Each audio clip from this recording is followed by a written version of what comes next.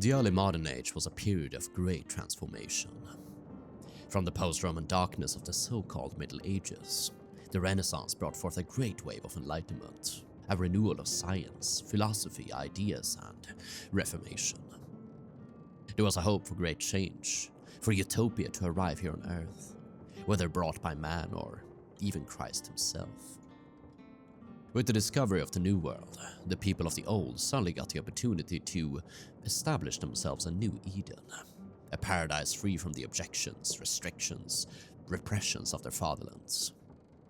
Different cultures and peoples who had spent decades, centuries, squabbling over issues of policy, faith, and the intimate, suddenly had a chance to forget the grudges of their fathers and forefathers, to join hands and start anew. Such was the hope on the island of St. Christopher's, alias St. Kitts, where a joint colony was established by the French and English, with the assistance from the native Carib and trading Dutchmen. Though there was cooperation and mutual interest in preserving peace, this sadly was not to be. Settlement evolved into bloodshed, genocide, and eventually civil war. The story of St. Kitts has always fascinated me, and hopefully, my friend, this dark and melancholy chapter of colonial history will draw in and tickle your fancy as well. Once more, we'll dive into the annals.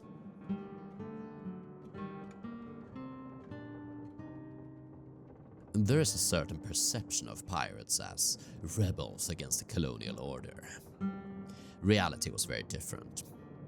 Real pirates were as much a part of colonialism as the settlers, governors, merchants, and soldiers, perhaps even more so than all of them. Early modern colonialism was driven by the hunger for personal profit. The conquistadors sought servants and territory, gold and silver to slake the coffers of Europe, deprived of precious metals by a general shortage.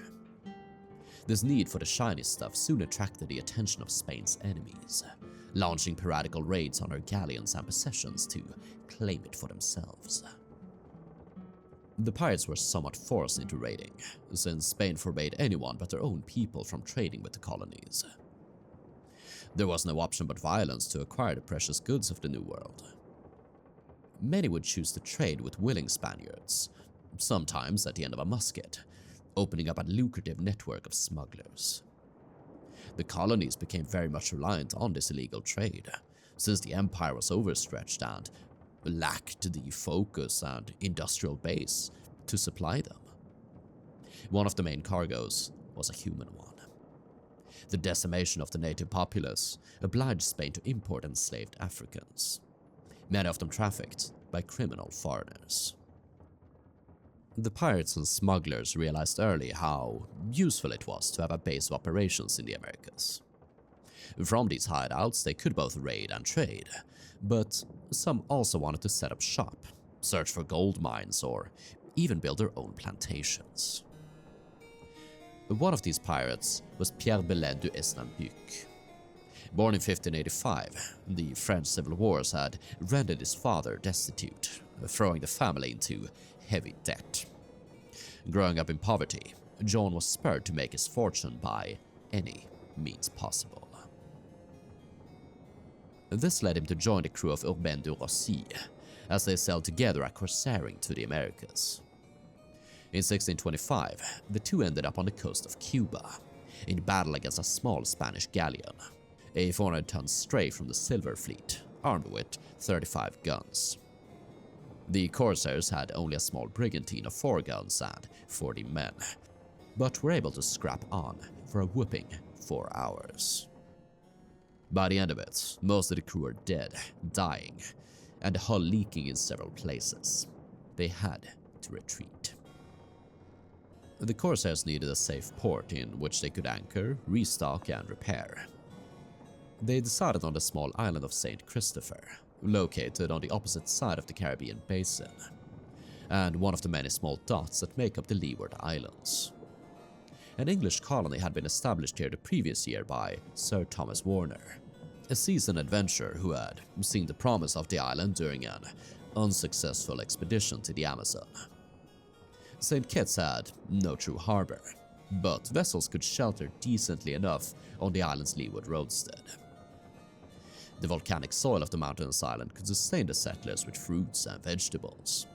But more importantly to the profit-minded Warner, it could be used to plant tobacco, the go-to cash crop of the early 17th century. Economics aside, the old King of England, James, had recently passed away, handing the crown to his son, Charles. Unlike his relatively pacifist father, Charles took a more aggressive stance towards Spain and sponsored colonial and pirating efforts against her American possessions. He was more than glad to give a patent to Warner and his investors, giving them permission to sell St. Kitts and the nearby islands. She became the first English colony in the Caribbean basin. Desnambuc assumed control of the French expedition, and not only found St. Kitts a decent harbor to repair his brigantine, but also an excellent spot for a French colony. He had been roving the seas now for close to 20 years, without anything really to show for it, and a shift to colonization might be more amicable to his wallet. Among the English, he found a group of stranded Frenchmen, the survivors of a failed expedition to Guyana. These he combined with his ship's company to form the core of a French settlement. They only numbered 80 or so, and were in desperate need for supplies, necessitating a trip to the homeland once the brigantine had been repaired. Whilst the hammering and sawing was ongoing, Desnambuc allied himself with the English against the native Carib. Together, the two allies managed to defend their colony against a raiding party of 500.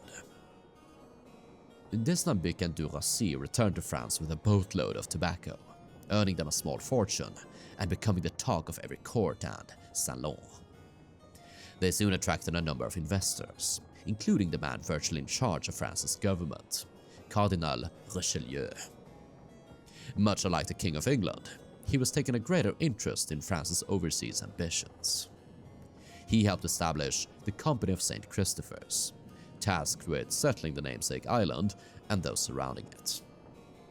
Richelieu was the biggest shareholder and naturally expected a juicy return. But being a man of faith, of course, he tasked the settlers with inducting the natives into the Catholic faith. A fleet of 3 ships and some 300 settlers departed France in 1627, but poor management led to disease and starvation, resulting in half of the pioneers dying, and when they arrived on St. Kitts, they had to be rescued by those they had come to rescue.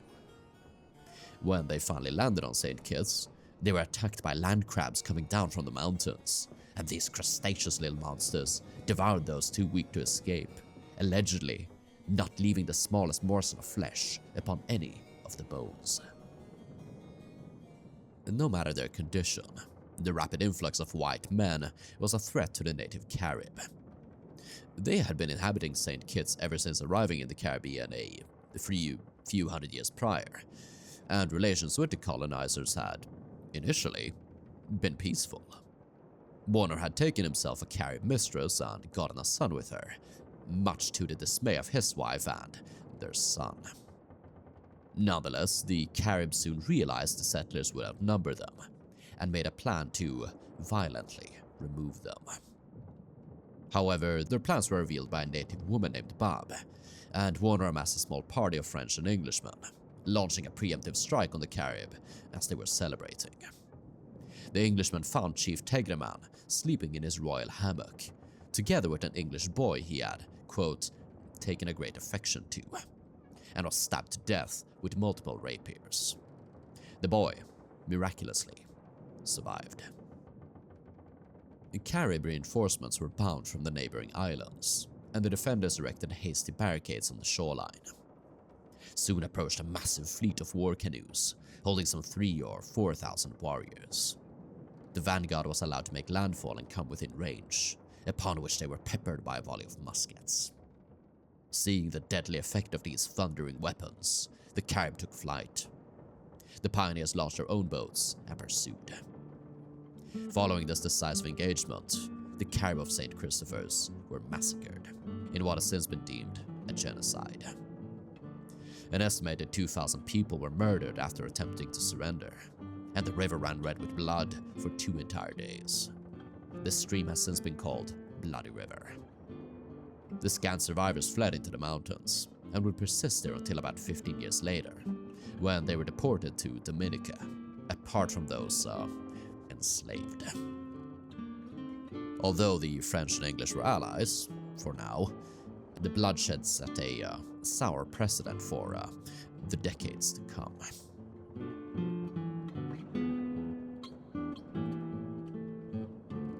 Indeed, the leaders of the two colonies realized that the limited space might lead to conflict, spurring them to sign a treaty in which the island was neatly divided. The French would occupy the northwestern and southeastern extremities, with the English reserving the center, including mines of sulfur and silver on the southwestern coast. They also agreed to aid each other in case of foreign aggression, regulated trade and crime, and, most interestingly, refrained from hostilities against each other, even if war broke out between the home governments. This was especially interesting since, as the treaty was being signed, the parent countries were embroiled in conflict. The pioneers had no interest in the old world struggles, being occupied with, growing the colonies and just surviving. But expansion between the French and English was uneven. After colonizing northern Virginia, the English had some experience in organizing colonial expeditions, and also had a large population surplus to draw settlers from the home country, many often being criminals and vagabonds forced into indentured servitude. The French did not have this experience nor a manpower surplus, and so fell behind. They became dependent on Dutch smugglers for supply, and were soon outnumbered by the English.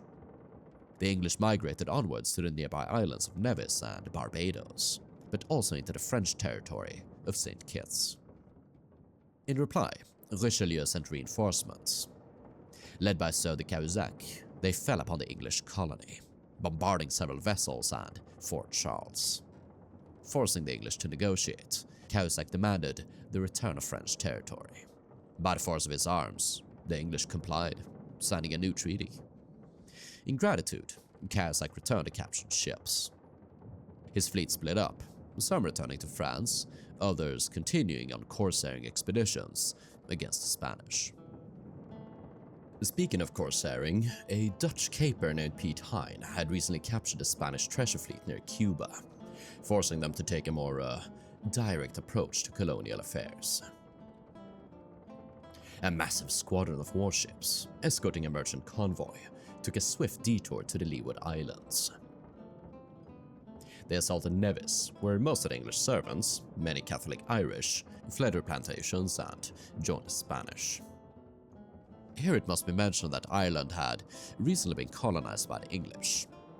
They used the word plantation both in reference to their Irish and American settlements, and Ireland served as a model for the settlement of the New World. Many Irishmen were kidnapped and otherwise forced to slave away across the Atlantic, so it wasn't a big surprise that they would eventually betray their masters, if betrayal it could be called. Not surprisingly, the Nevisians surrendered, and the Spanish admiral Don Fadrique proved surprisingly amicable. He offered employment to those who decided, and the rest were given transport back to England. With Nevis abandoned, Fadrique proceeded to St. Kitts. The French and English joined forces, hastily erecting barricades to meet the assailants.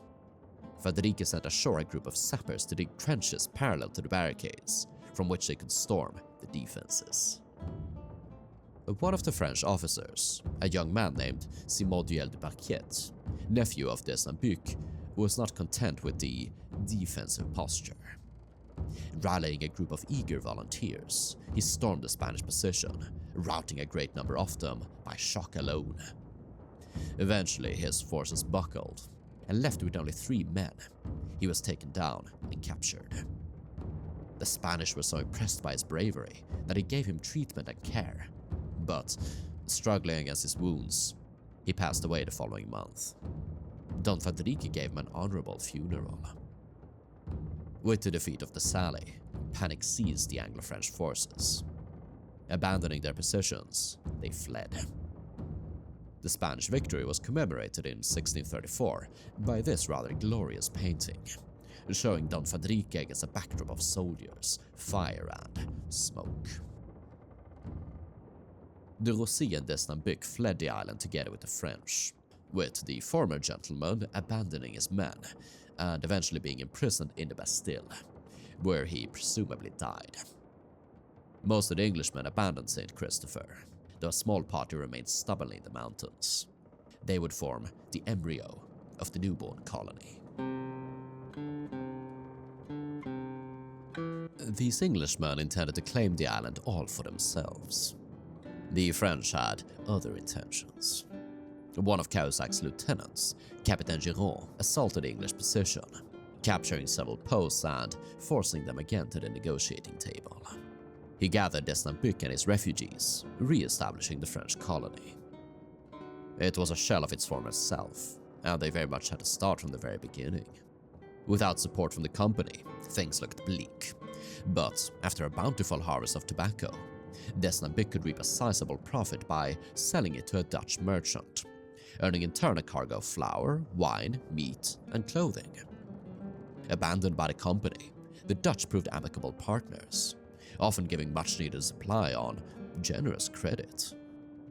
The investors back home were not happy about this, and attempted to enforce restrictions on foreign trade.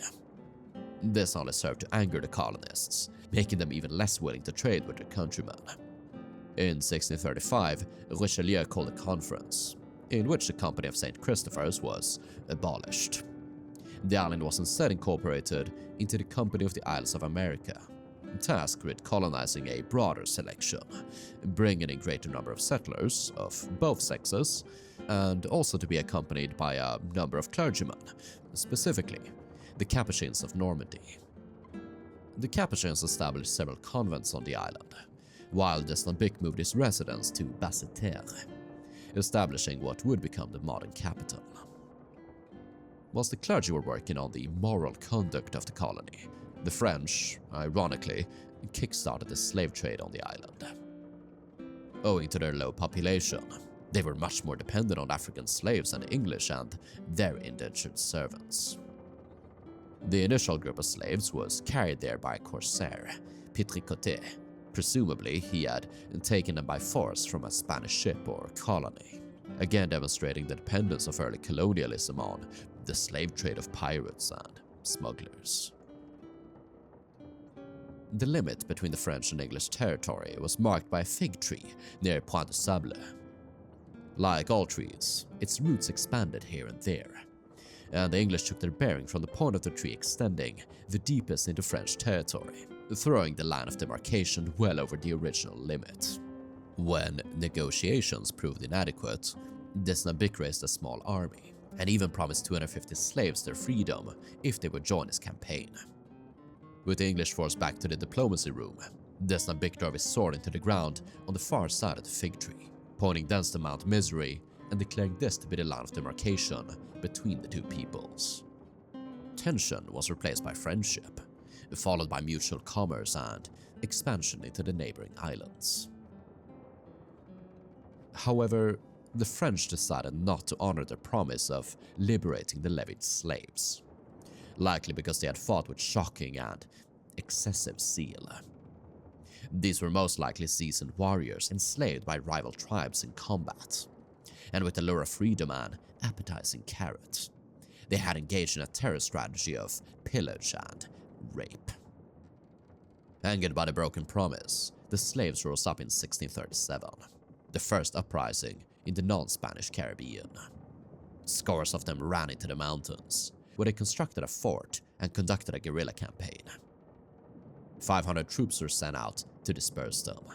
The leaders were made an example of, hanged, drawn, and quartered. One of the rebels refused to surrender and evaded the French for nearly 3 years. His exploits were so miraculous that slaves believed he had supernatural powers. 6 men eventually managed to find him, but their muskets all misfired, and when he charged them with a sword, they broke and ran. A second detachment located him a few days later. They fired their muskets, all of them missing. They continued pursuing him, until the sergeant managed to take him out with a pistol to the head. They considered it a stroke of luck. Desnambic's last great act was the settlement of Martinique, which would become the capital of the French Caribbean, and her greatest possession prior to Saint-Domingue. He passed away in December of 1636, leaving behind an impressive legacy of a petty pirate who built a small colonial empire, kickstarting his country's overseas expansion. The company now began looking for a successor, and eventually settled on Philippe de Poincy, vice admiral and a knight hospitaller. He was not only to become governor of St. Christopher's, but governor-general of all the French Caribbean islands. His strong personality and thirst for power would define the island's history for the coming decades. He arrived at pomp and splendor in 1639, dressed in the regalia of the order, and attended by 12 knights dressed in their scarlet cassocks. His next order of business was to acquire a habitation, eventually settling on the former plantation of Desnambuc. He had in fact sent one of his subordinates to acquire a dwelling before him, but the subordinate, the Sieur de la Grange, had seriously failed in this task. This was to start a silly dispute between the two men, largely involving the Sieur's wife, Madame de la Grange, who had used her position of power to force several planters to sell her land, with her determining the price. In one absurd incident, Lagrange accused a number of women, sent to the island as wives for the prominent planters, as being imported for de Poincy to have as a private harem. Poincy didn't have any harem, though he seemingly had an affair with a young woman, the daughter of a local planter, and kept at the house of Madame de la Grange after her father had been accused of abusing her. The Madame had, naturally, made sure to spill the beans to the neighbors, being a gossiping hen and everything, not exactly bolstering the governor's reputation. Poincy had the advantage against them since the Granges owed him money, and he used it to initiate legal action against them, imprisoning and eventually sending them back to France. Civil disorder had been averted, at least for now. De Poincy would govern St. Kitts as an autocrat, ruthless, selfish, albeit efficient. He did do many things which ingratiated himself with the local populace. He founded a hospital for strangers and locals alike. A system was implemented for orphans to be placed in suitable homes, their expenses paid for by the state, and defenses were improved. But, like any autocrat, any member of government that wasn't loyal to him were replaced by his friends and bootlickers. A former brewer from Dieppe was appointed judge. More notably, he oversaw the construction of his grand estate, befittingly called Le Château, the castle. Built in the style of an Italian villa, it towered 4 stories and 36 meters high, terminating in a flat roof used to survey the southern part of the island. Here he could overlook his fields of vegetables, ginger and sugar, watered by a stream running down from the mountains. Desnambic's former estate had been converted into a chapel and habitations for the servants, with the fields worked by some 300 slaves. In case either they or invaders caused trouble, the chateau was fenced in by a low wall, armed with several cannon. I mentioned how de Poincy was producing sugar at his estate. It was swiftly becoming the go-to cash crop on St. Kitts. It seems that sugar has always existed on the island. In ancient times it grew wild and was harvested by the native Carib. When the Europeans arrived, they cared little for the sweet stuff in favor of tobacco. In the early decades of the century, tobacco did render a significant profit, which did help kickstart the region's colonial efforts. However, Caribbean tobacco could not compete with the Virginia funk in terms of quality, and with the islands being so rapidly settled, supply of tobacco skyrocketed and prices dropped in the 1630s. In 1639, the French and English on St. Kitts agreed not to plant any more for the next 18 months, hoping to increase prices on the world market. Meanwhile, the Dutch were being ousted from their brief colony in Brazil, where they had taken over many of the sugar plantations from the Portuguese. Knowing of the white gold's profitability, they sought new pastures on which to grow this sweet saccharin. Having established friendly relations with the settlers of St. Kitts, they now introduced them to the sugarcane, methods of growing it, and the machinery needed for processing. It was the Dutch who came up with the idea of using windmills for grinding the cane, and it made both them and the planters filthy, stinking rich. In England, it was often said that one was as rich as a West India planter. The greatest consequence was, since sugar was more labor-intensive than tobacco, more slaves had to be imported. Indentured servants could not be relied upon. Many escaped, others joined pirate or military companies, and others simply ended their terms and went on with their lives. Speaking about pirates and escaped servants, since the late 16th century, the distant island of Tortuga, located off the coast of Saint-Domingue, had been used as a refuge for all of their ill-begotten ilk. It had now developed into a small colony, inhabited both by French and Englishmen. In recent times, the latter had now begun oppressing their baguette-loving neighbors. One of the monsieurs approached the Poincy and pleaded for his assistance. The governor complied.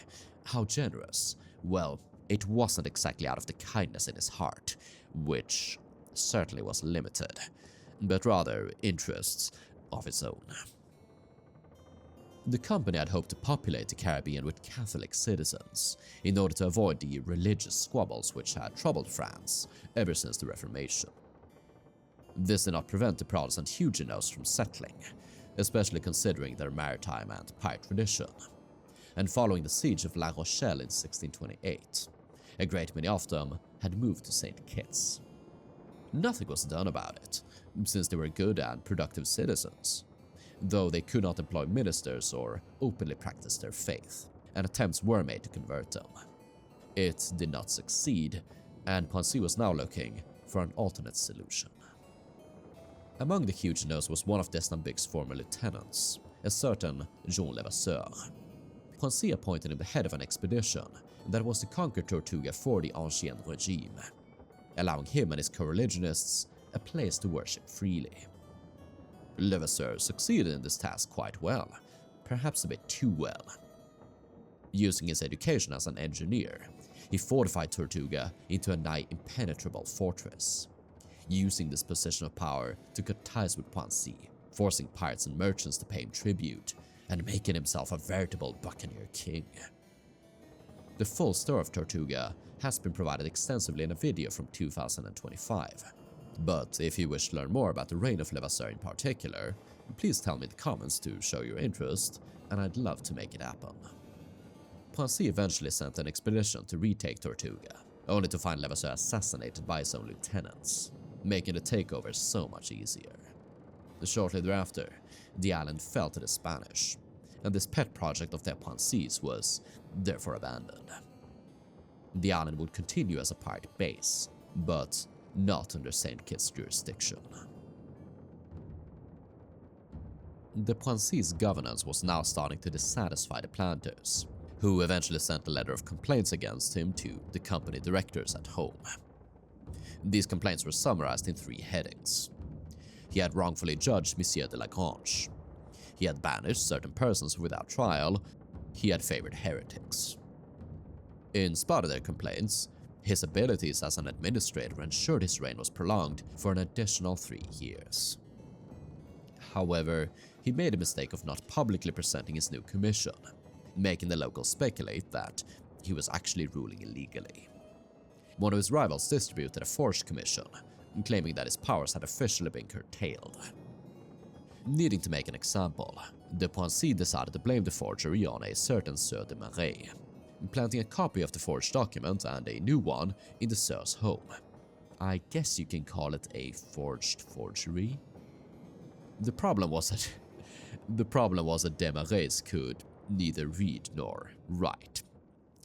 He was nonetheless put on trial and sentenced to death. While awaiting his sentence, he earned the sympathy of the Capuchin fathers. They managed to get the guards drunk and asleep, allowing the Marais' wife to sneak inside, file the bars of the jail cell, and break him out. He escaped and took refuge with the English. After the guards were banished as a punishment, de Poincy raised an army and strong-armed the English into surrendering the convict, who was retaken and beheaded. As you might imagine, this incident did nothing to improve de Poincy's reputation. It didn't get any better when he forbade the settlers from trading freely with French and Flemish merchants, instead having their goods ferried into company warehouses before being distributed by his factors, who, naturally, for their very hard efforts, took a cut of 40%. Some of the planters rose up in mutiny, and were not calmed until the intervention of a nearby governor.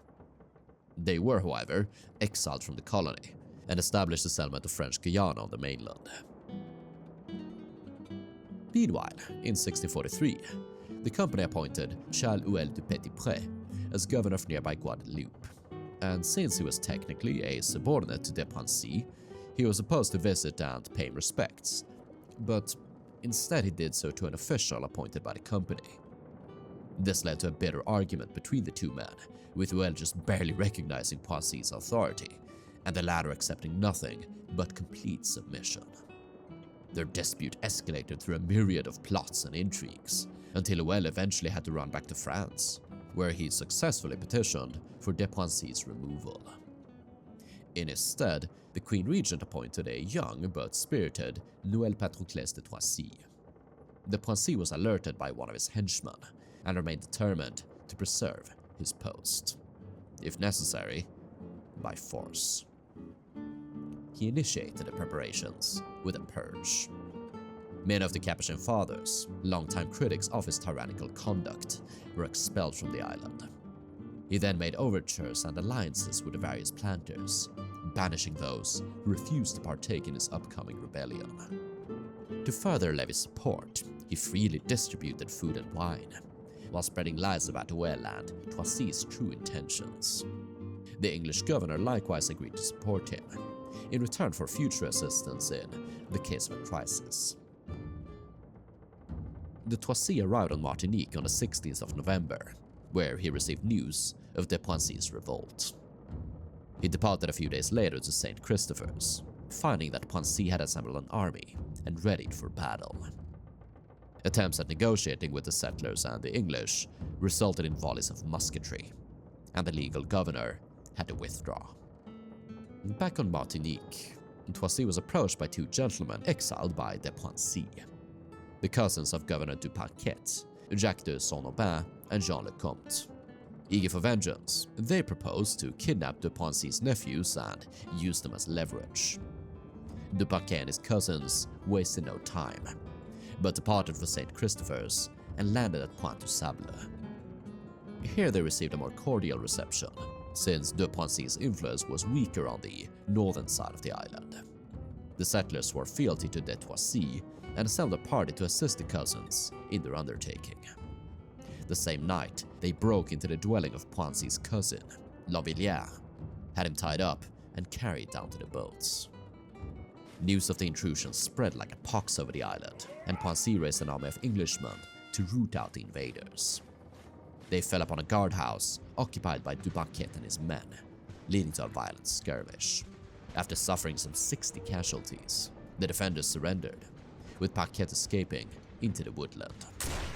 For 3 days and 3 nights, he lived like a savage in the undergrowth, sustaining himself on wild fruits and berries, before seeking desperate cover in the house of a Capuchin father. He managed to sneak past the guards planted by de Poincy, and was advised by the father to seek refuge with the English governor, Warner. Once he did, the Englishman welcomed him in with open arms, and while Parquet thought himself safe in the governor's home, de Poincy's men kicked in the door. Warner had betrayed him.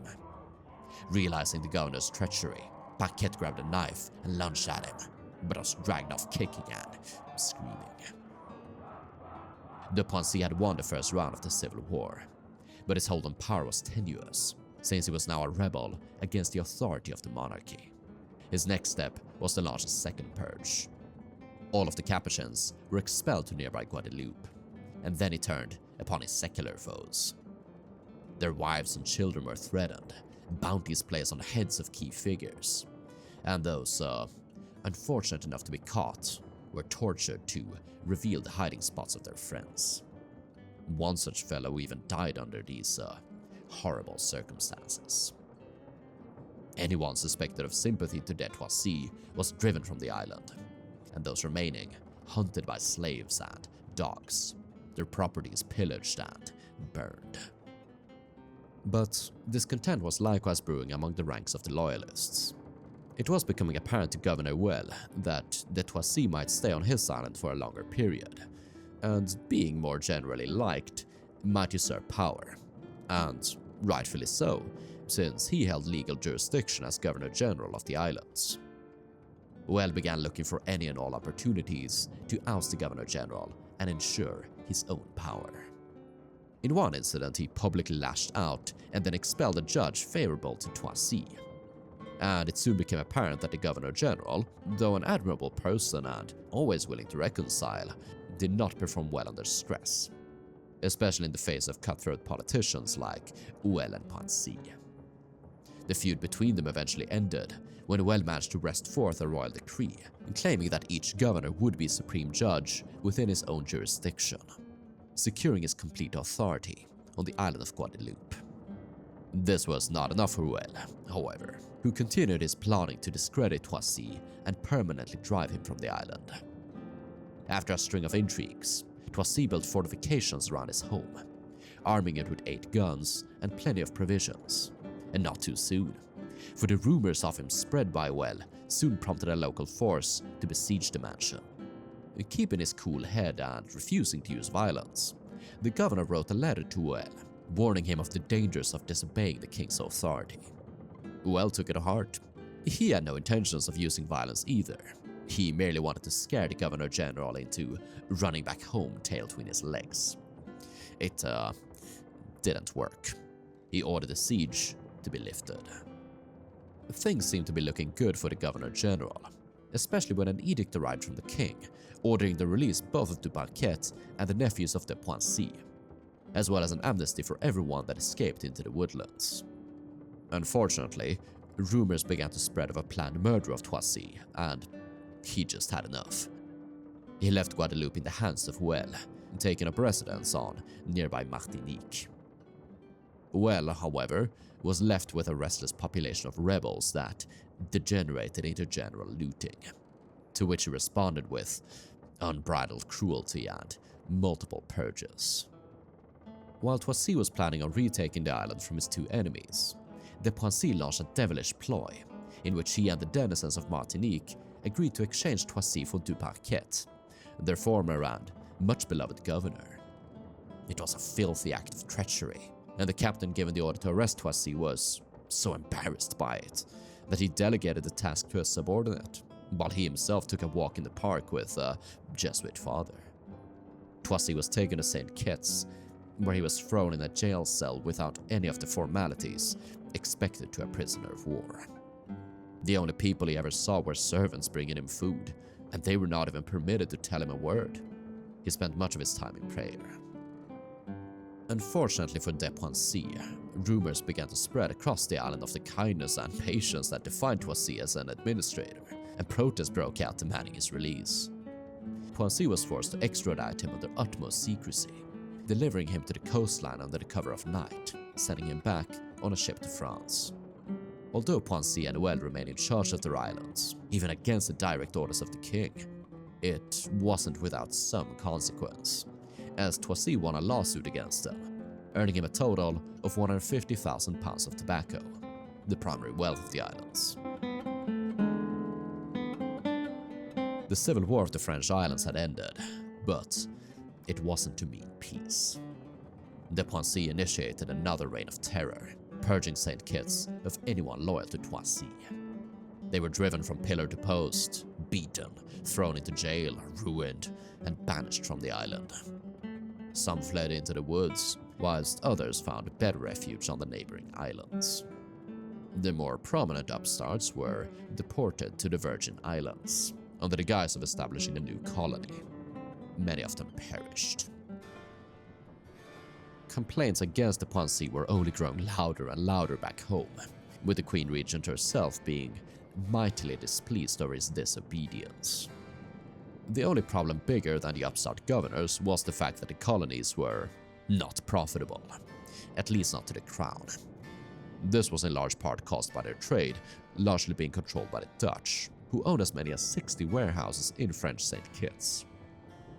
The government made attempts to ban all trade with the Dutch, but it just wasn't feasible, since the French didn't have enough merchant vessels to supply the colonies, something which wasn't a problem for the Hollanders. They had the biggest merchant fleet in Europe. The ludicrously high duties didn't exactly help either. 50% on sugar and 275 on ginger. Lack of supplies and high duties led the colonies to trade with the Dutch, hampering company income, leading to its bankruptcy. Now arose another opportunity for de Poincy to retain his position of power. Several of the islands were sold off to private owners, including to Bach. But de Poincy convinced the Order of Malta, or Knights Hospitallers, to purchase some of them, including St. Kitts. France and the Order had good relations. The deal was done, and thanks to his loyalty and service, the Order let Poincy retain his position. Of course, they made some attempts to curb his authority. They were staunchly resisted, in spite of his advancing age. When they purchased the islands in 1650, he was already 66. He retained his position of power until 1660, given a pompous funeral befitting a knight of this ancient and honorable order. In 1664, the French West India Company was founded, and they purchased back the islands from the order and the rest of the private owners. The foundation of this new company was, in part, a response to the failures of previous trade policy. The French were not the only ones irritated by the Dutchman's trade supremacy. So too did the English try to hamper colonial commerce with them, leading to the First Anglo-Dutch War of 1650. When war once more brewed on the horizon of 1665, the Dutchmen approached the French, sealing a pact of defense. The English and French had long been partners on St. Kitts, even if their relations had always been tense. Poincy had at one point intended to sell the French colony and move him and his settlers to Guadeloupe instead, had not the other affairs distracted him. What had kept the two nations off each other's throats was largely the presence of foreign threats, notably the Carib. By 1665, the French wars against the Carib had concluded in an alliance, with the Carib being allowed to keep an island, Dominica, all for themselves, and with tensions between France and England growing at home, the colonies looked to their defenses, even though the two colonies had agreed to a non-aggression pact. A war broke out between the Dutch and English in 1665, and Admiral de Ruyter assaulted the English Leeward Islands with his fleet. Wishing to take on St. Kitts, he was deterred by the French governor, who wished to preserve the peace between his people and the English. It wasn't to last. France joined the Dutchmen in 1666, declared war on England, and once the news reached the colonies, scores of eager Frenchmen signed up to join the militias. Ironically, Governors de Salle and Watts of the French and English districts on St. Kitts had met a few days before the declaration of war to customarily ratify the peace treaty between the two colonies. The treaty was never signed, since the superiors of the two governors were aware of the imminent conflict and wanted their respective party to seize the other's district on St. Kitts.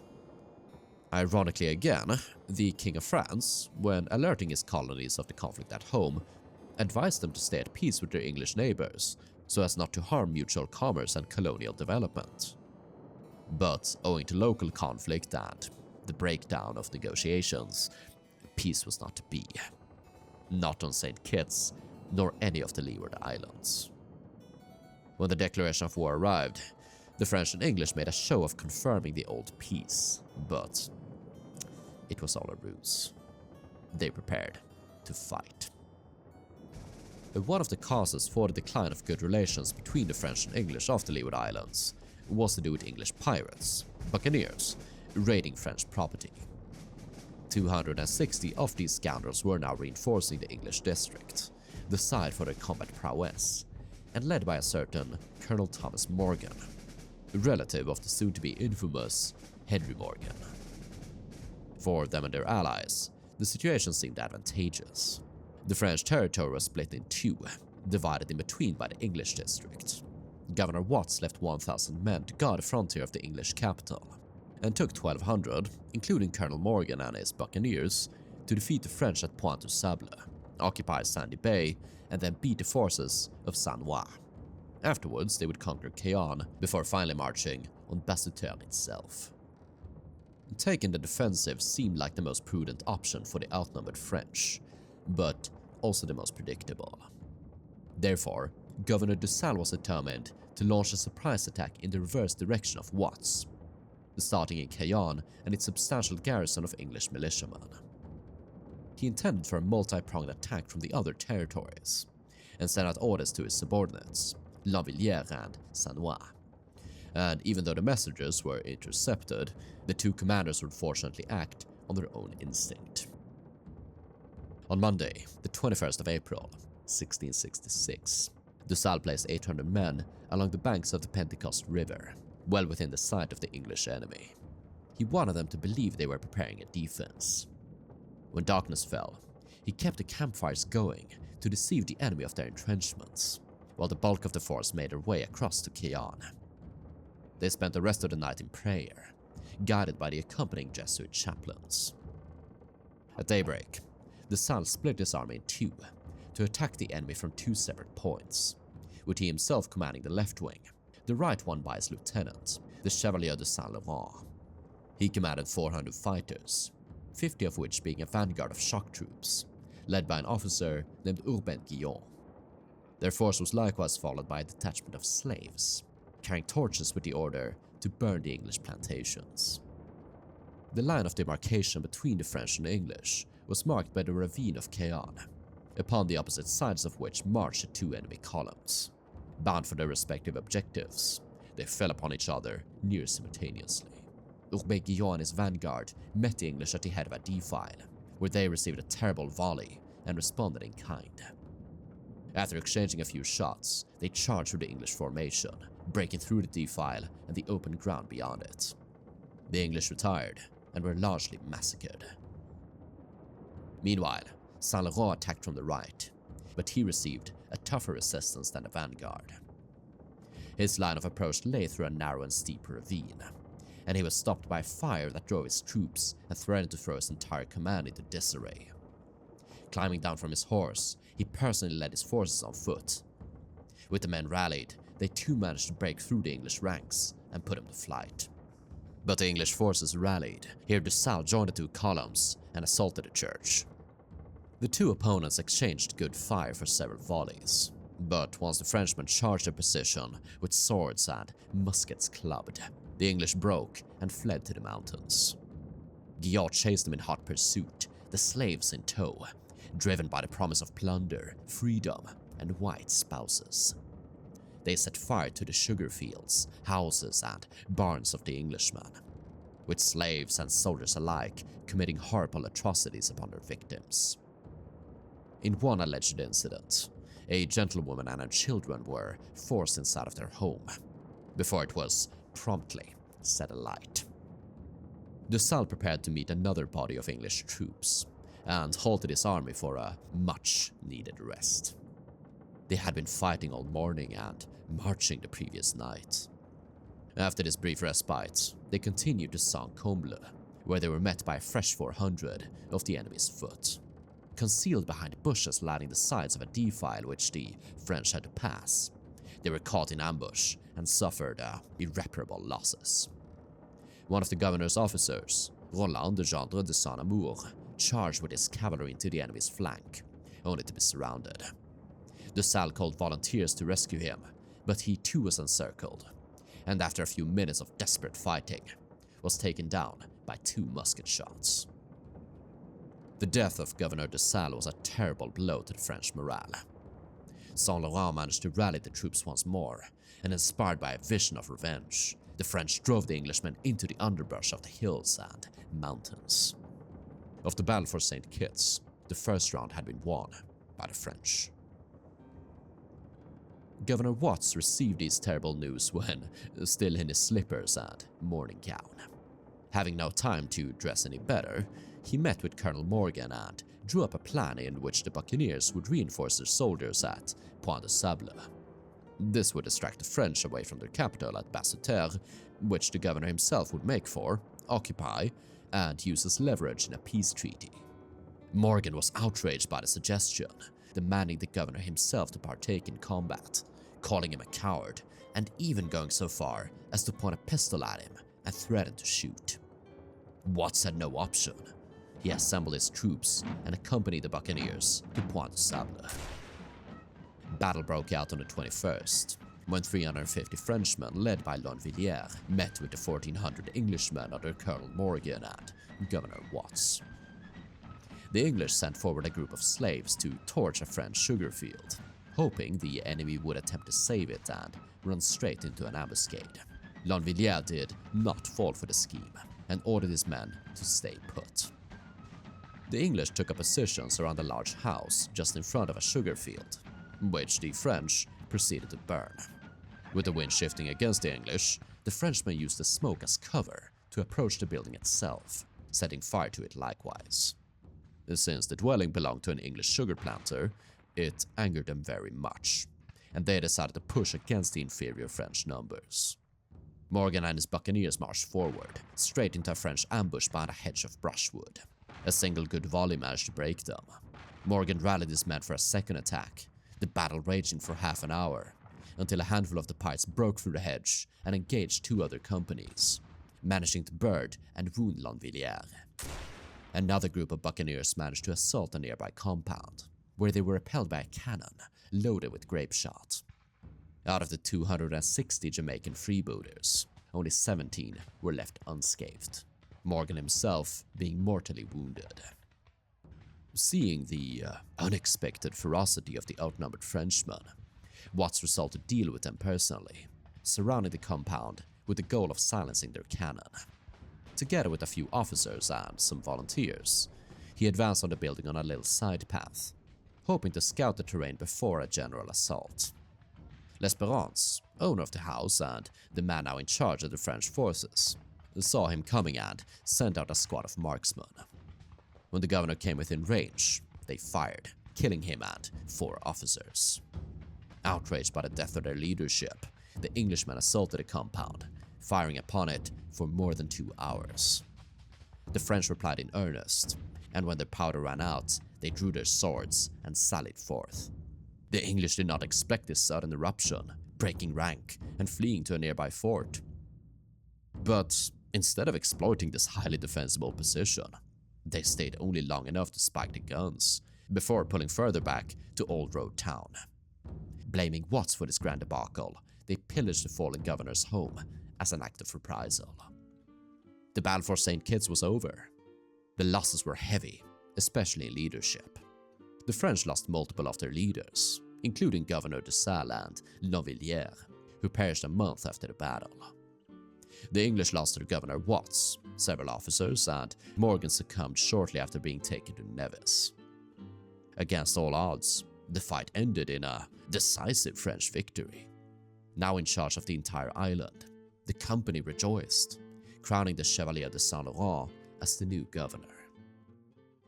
As for the English, Governor Watts received the blame for this disastrous defeat, even though he was not alive to defend himself. His wife just narrowly escaped the wrath of the surviving buccaneers, escaping to Nevis, where she was treated poorly. Continuing to Barbados, she received a more kindly reception by Lord Willoughby, who discarded the story of Watts' cowardice and blamed the defeat on the conduct of the planters. In truth, much of the blame appears to be on the shoulders of Colonel Rames and the planters, who in their short-sightedness were too eager to save their own properties and sugar fields than ensuring a complete victory. Had Rames and his 400 men assisted Watts at Poincy, instead of just standing by, it might have ended entirely differently.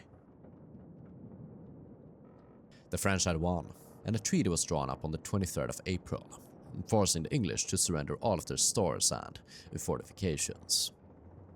Those who wished to remain would have to swear allegiance to the Crown of France and the West India Company. They were permitted to keep their religion, as long as it was practiced in private, and those who didn't want to stay were allowed to sell their real estate, taking with them their chattel and movable belongings. Having conquered the island, the French now sought to secure it.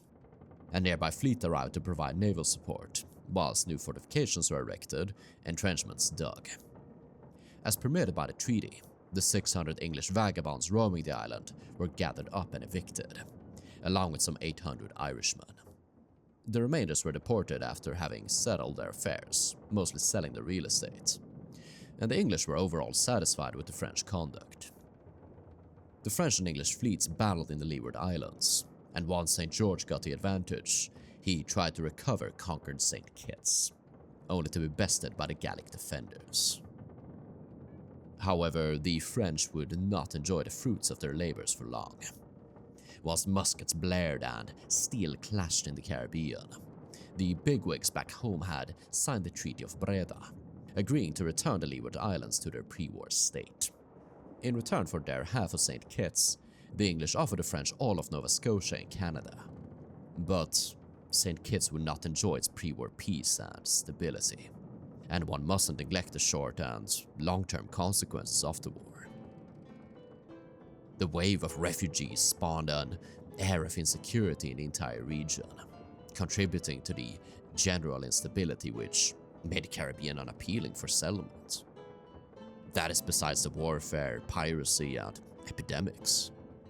It wasn't a virgin land, a tropical paradise free from the superstitions, squabbles, and hatred of the old world.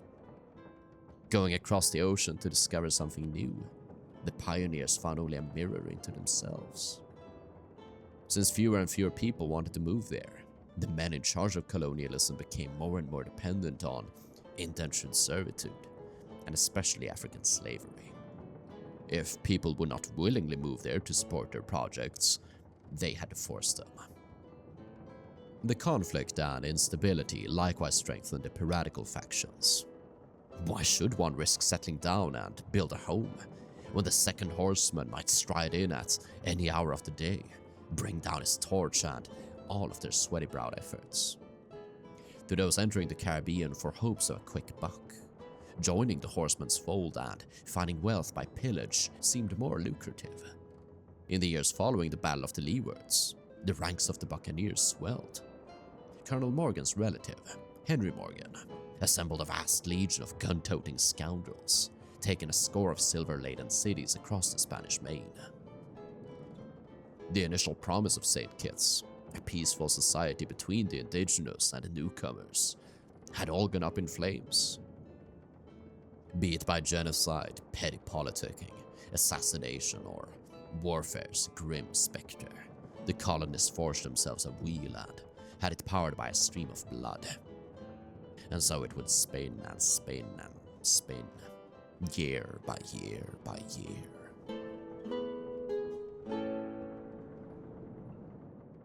With the lands devastated and so many settlers having moved away, St. Kitts would struggle to recover. In 1686, the French and English of the island attempted to sign a new treaty of mutual peace, but that was all in vain. 3 years later, war broke out between France and an Anglo-Dutch alliance, leading to a French assault on the English district. The battle raged back and forth for several years, both sides being plundered and devastated, until the Treaty of Ryswick in 1697 confirmed the usual status quo. 5 years later, the War of Spanish Succession broke out.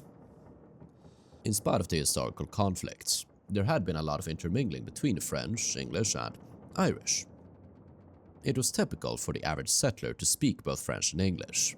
A piratical priest named Jean-Baptiste Labat lived on St. Kitts for a few years in the early 18th century, where he met and dined with the English governor, Codrington. Codrington had been born on St. Kitts but was educated in Paris and spoke perfect French. He entertained his guests with a mechanical peacock that was able to eat and excrete seeds, and he spoke of building an army of clockwork soldiers that could load and fire muskets, hoping they would replace his unreliable Irish militiamen. The state of the Irish on St. Kitts had always been complicated. Initially deported there as indentured servants of the English, they had often deserted their masters in favor of the French or Spanish, Catholic co-religionists. They raided English properties and even took over some of it. On a map from the early 18th century, several plantations have names attributed to them. People of all of the three nationalities live in each other's territories. Additionally, there are places similarly governed by escaped slaves, known as Maroon Quarter and Maroon Bay. Maroon was the name for militant, runaway slaves. The back and forth occupations had always been complicated and costly. The French and English often invested in each other's property, but when war broke out, were forced to destroy it. During the 9 Years' War, English residents pulled down French houses they had constructed, taking the lumber and fittings back to their own territory. When the War of Spanish Succession erupted, French Governor Eugène attempted to spare both sides of bloodshed by taking his people and moving them to a different island. The home government disliked this decision, and a raiding force was sent to devastate the island. Led by an experienced frontier soldier and largely composed of pirates, they made Nevis suffer in particular, and the island would never recover from the French assault. They sailed next to St. Kitts, taking 600 to 700 slaves, selling them off for the mines in Mexico. Had it not been for a staunch resistance on Nevis, St. Kitts too might never have recovered. When peace was signed in 1713, the French ceded all of their positions on St. Kitts to the English. Whilst this would end most of the conflicts of the previous century, many of the slaves loyal to the French escaped into the hinterlands, where they continued a long and bitter resistance against their new, would-be masters. Another local issue standing in the way of progress was the local governor of St. Kitts, the infamous Daniel Park II. For one, Danny Boy was a practiced womanizer. Shortly after his arrival on the island of Antigua, he was found in bed with the wife of a local planter. After his death, his diary revealed multiple debaucheries committed on the island. That is besides his mental instability and paranoia.